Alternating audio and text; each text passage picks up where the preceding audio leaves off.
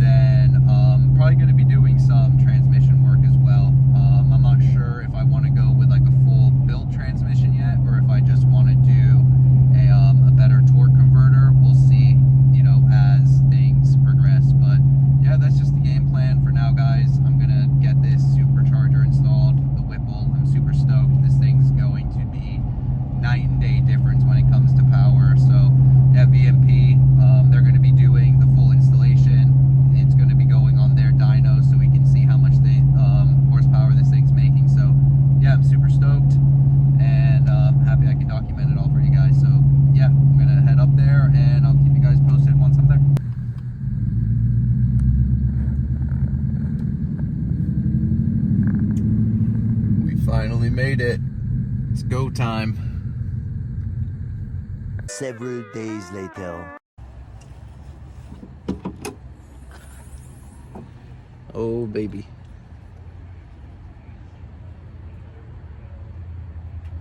Oh yeah, it's about to get spicy.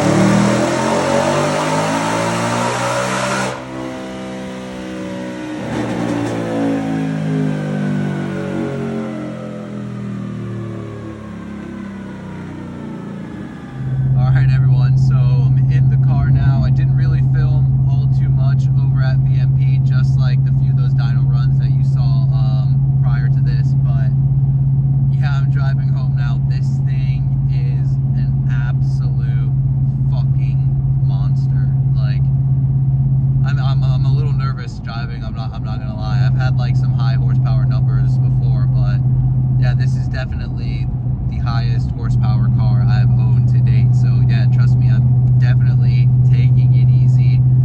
I don't have like the widest tires in the back. I'm only on like a 285, so I definitely just with like a few minor like pulls and hits that I've done, I definitely know I'm gonna have to go with a much stickier, probably wider tire at this point. I am on the 3.6 pulley currently, so like the flex fuel pulley. I got some butane from VMP as well, so I'm gonna have to fill up now because again I'm on my 3-hour ride back home now, so gonna have to do a quick fill up here and then add some butane to get around like that E30 range, unless like this gas station up here has E85, and then I can just, you know, I have like a calculator on my phone. That's an app that tells me like how much fuel to put in versus how much you know, E85 to get me at like that E30 range. So we'll see, but I do have a few cans of butane behind me, so just in case I can go ahead and throw that in there and bring up that octane.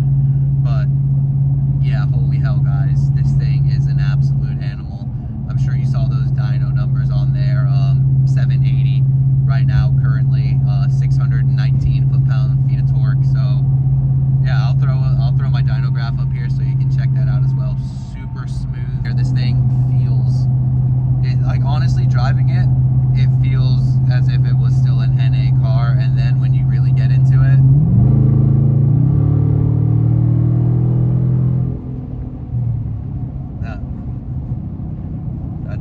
that's oh my gosh, that was worth every penny. Yeah, yeah. Let me get home, or let me get to the gas station, fill this thing up, and I'll check in with you guys pretty soon. All right, so just filled up with 93. Let's go ahead, put that back. Now over here, we got the can of Boostain that I'm gonna go ahead and put half of this in there. It should get me around like that E30 mark, so let me go ahead and do that real quick. All right, we got the Boostain. I got my Boostain. Let's go ahead, get this thing back to the house,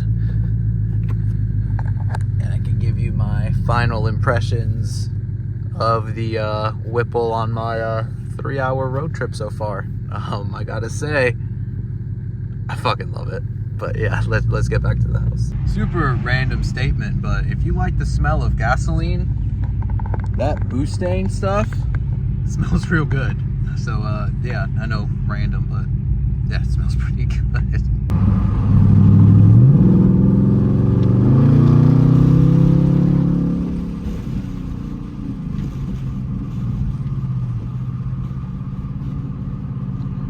So you don't hear like a bunch of Supercharger whine like you would like with the Hellcat, but it's definitely there. You probably hear it quite a bit more on the exterior than you do inside the cabin, but I think once I get those competition air boxes, we'll definitely be getting that Supercharger whine a little bit more. But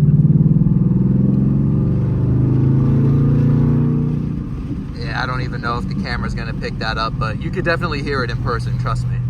All right guys, so back home. It's actually been a few days since I picked up the car. I just wanted to really enjoy and soak up the experience of you know, finally having like an absolute monster of a Mustang now. And I just wanted to basically drive it for a few days, get a little bit more you know, feel for the car, a little bit more insight before I, you know, filled you in on I don't want to say like final thoughts, but just, you know, first impressions really. Yeah, sorry I didn't like film a bunch of stuff, but you know, when they were working on the car, you know, I always hate when someone's breathing down my neck while I'm at work, and I could only imagine if someone was filming me, I wouldn't enjoy that. So I don't like to be intrusive. I let them do their thing. I didn't want to be, you know, imposing on anyone, so let them do their thing. Sorry I didn't film like a bunch of stuff, but yeah, I got those dyno videos for you, and it was very impressive on the dyno. Did post the dyno sheet earlier. We did 4 pulls on the dyno. First was a baseline where it made I think, yeah, 410 wheel horsepower, and the torque was around like 360 or 350, something around there.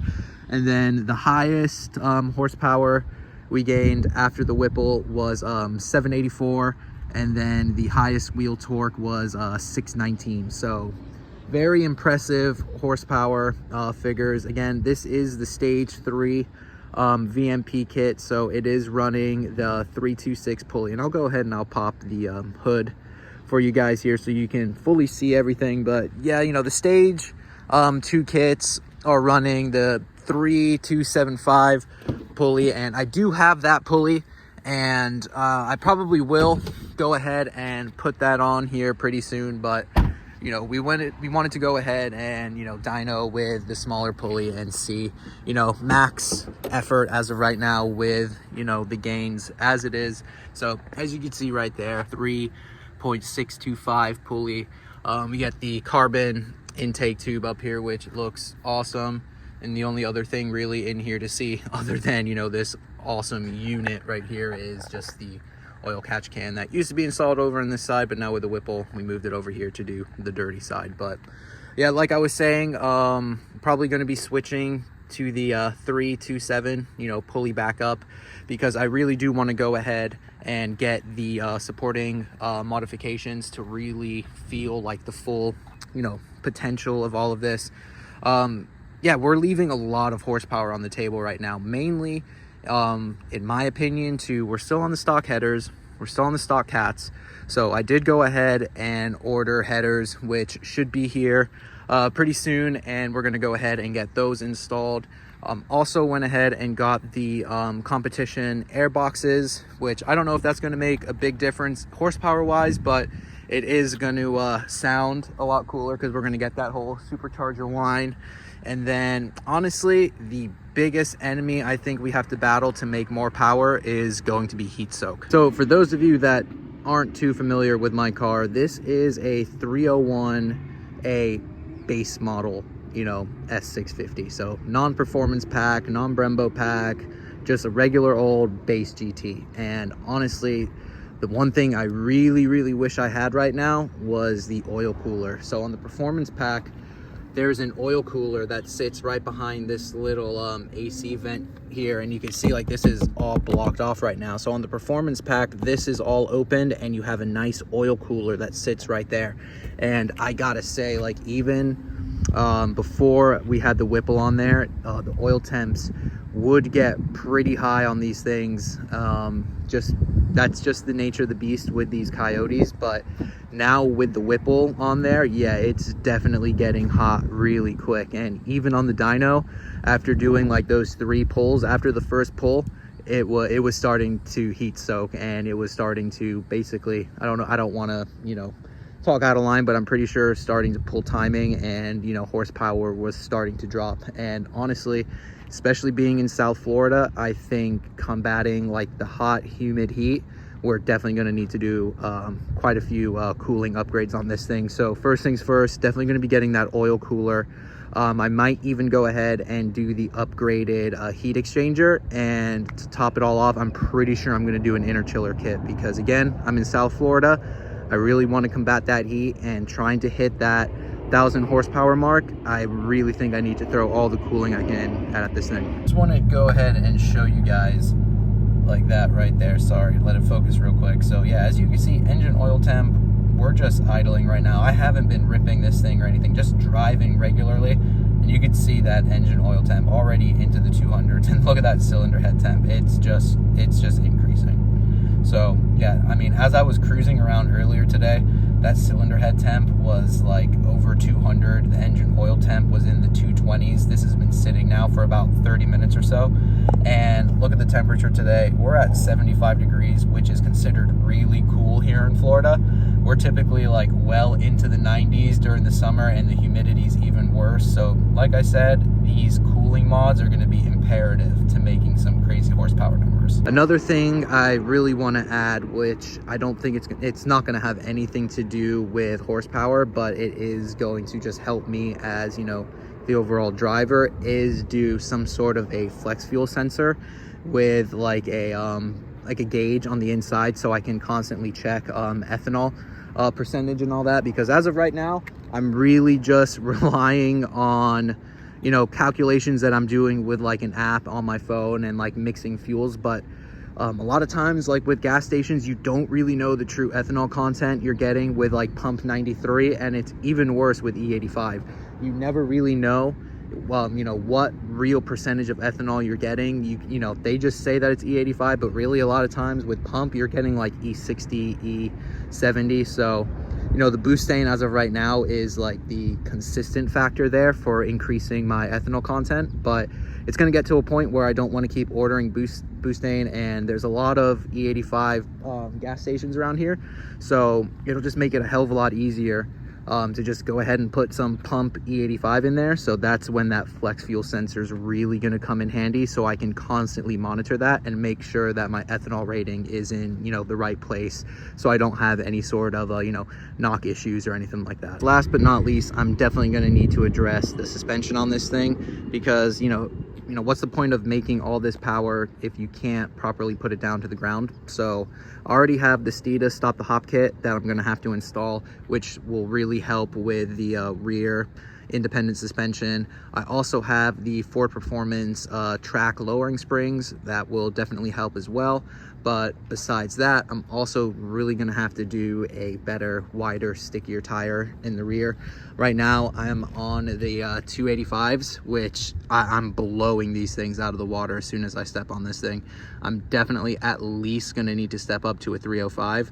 And honestly, if I go with I might honestly just go with a drag pack, get a much wider wheel, and maybe run like a 315 because trust me, I already need it with making like the 784. So once we gain like another 150 horsepower, I'm definitely going to need that. So I might as well, you know, account for all of that, buy once, cry once, get everything done. That way we have the full perfect foundation to really make the horsepower that, you know, we're going for. And honestly, as it is right now, I don't really need any more horsepower. I'm just trying to flex and say that I have like 1,000 wheel horsepower car.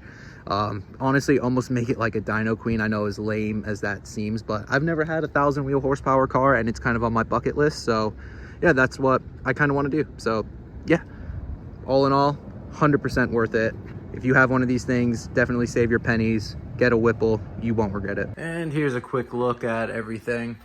Got all the boostane in here, got my Whipple instructions and warranty and all that over here. We got the smaller pulley, or the larger pulley, sorry, as you can see there, 375 pulley that I will be putting on here shortly. Then over here, as you can see, we have the whole intake manifold assembly. So all that, the two intakes, and in this box here we have like bunch of shutter fins and all that were also removed, as well as like some foam padding that sits underneath here on the block. But yeah, the major difference is on the stage 1 kit, one of these throttle bodies gets reused, and then on the stage 2 and 3 you get the Whipple 112 millimeter throttle body, and then on the stage 4 you can bump up to the 120 millimeter throttle body. So yeah, just wanted to go ahead and show you all of that as well. And we can finally check off one big item from the to-do list. So yeah, guys, that's gonna do it for this one. You know, so like I said, sorry I didn't film like a bunch at VMP. I didn't show the install or any like that, but there's a bunch of other people on YouTube that have filmed the install. So if you really want to check those out, go ahead, check those out. This is just gonna be my little intro to the whole Whipple stage boost of this build, because like I said on Instagram, put a poll up there and I said, hey, I'm gonna build a 1,000 horsepower car. That's exactly what we're fucking doing. So as always, guys, like, comment, subscribe, let me know what you think. Give me some ideas, some other things that you would do if this was your ride. So, you know, I'm always down. I always listen to you guys. I always try my best to reply to all the comments. So yeah, guys, comment down below, let me know what you think. My name's Will, this is the Women YouTube channel, and I'll see you all in the next one. Later, everybody.